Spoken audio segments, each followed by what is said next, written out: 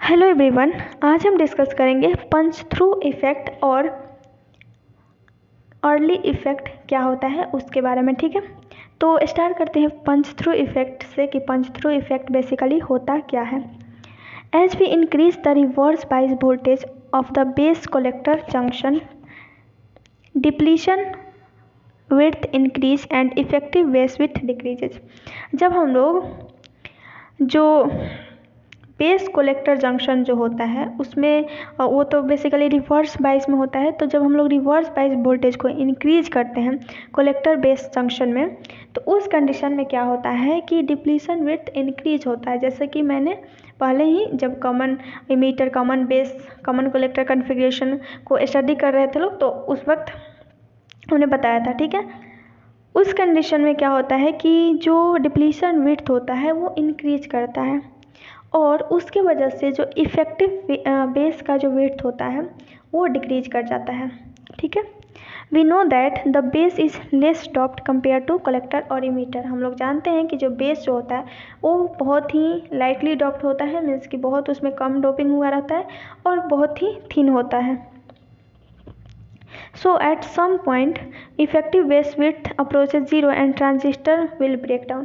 तो उसके वजह से क्या होता है कि मान लेते हैं कि हम लोग रिवर्स वोल्टेज को बढ़ाते जाते हैं, तो उस कंडीशन में क्या होगा कि एक ऐसा टाइम आएगा, उस कंडीशन में क्या होगा कि जो बेस का जो विड्थ है वो ज़ीरो हो जाएगा।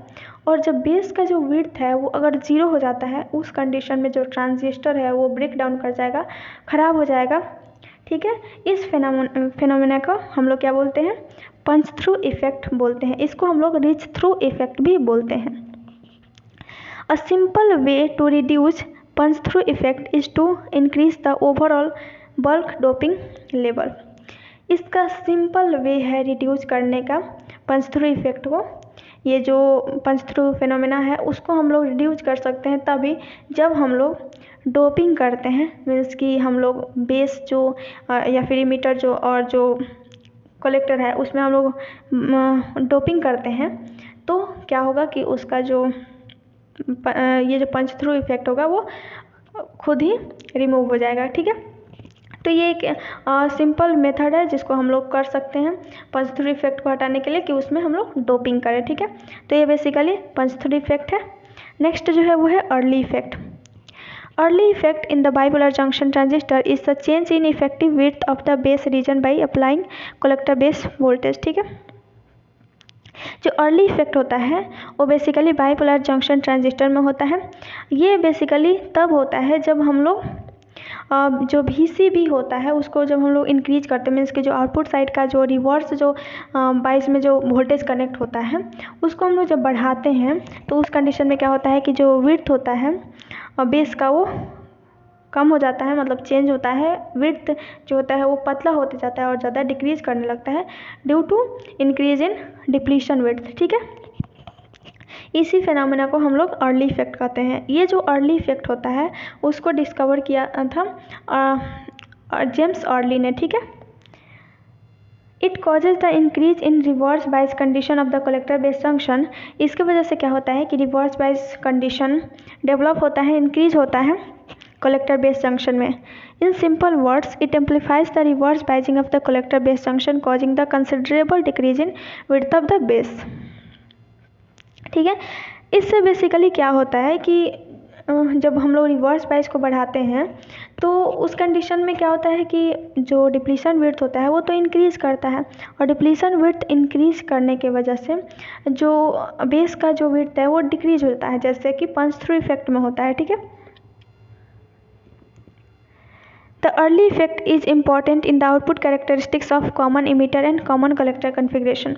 जो early effect होता है बेसिकली इम्पॉर्टेंट होता है कॉमन इमीटर या फिर कॉमन जो कॉमन इमीटर या फिर जो कॉमन कलेक्टर कन्फिग्रेशन होता है उसमें जब हम लोग उसके आउटपुट कैरेक्टरिस्टिक्स को ड्रॉ करते हैं उसमें ये इंपॉर्टेंट होता है, क्योंकि उसी में हम लोग क्या करते हैं आउटपुट कैरेक्टरिस्टिक्स जब हम लोग ड्रॉ करते हैं तो उसमें VCB को, मीन्स की जो आउटपुट साइड में जो वोल्टेज है उसको हम लोग क्या करते हैं बढ़ाते हैं, रिवर्स बायस को बढ़ाते हैं, तो उस वक्त ये इम्पोर्टेंस रखता है, इम्पोर्टेंस होता है उस टाइम पे। Due to the early effect in the bipolar junction transistor the collector current represented by IC increases by increasing the collector emitter voltage VEC।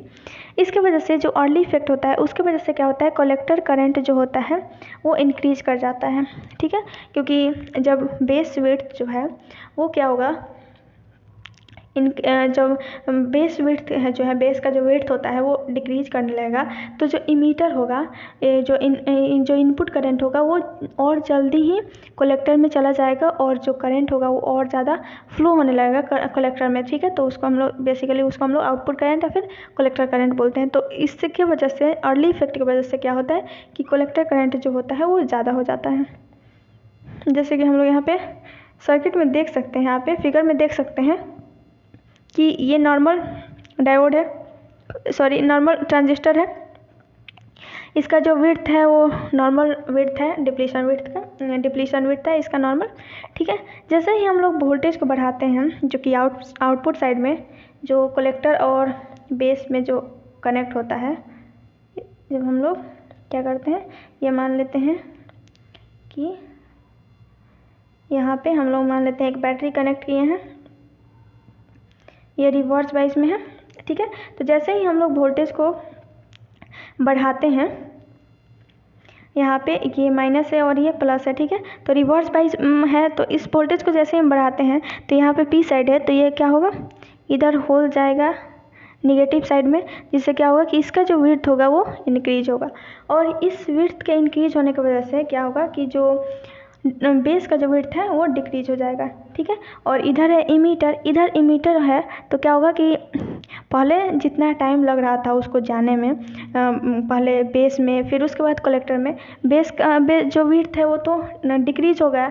Decrease होने की वजह से क्या होगा कि जो इमीटर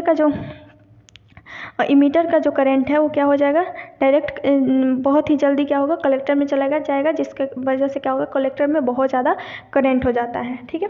तो ये बेसिकली अर्ली इफेक्ट होता है, जो कि काफ़ी हद तक पंच थ्रू इफेक्ट के जैसा ही होता है, पंच थ्रू इफेक्ट ही होता है, ठीक है। तो आज के लिए बस इतना ही, थैंक यू।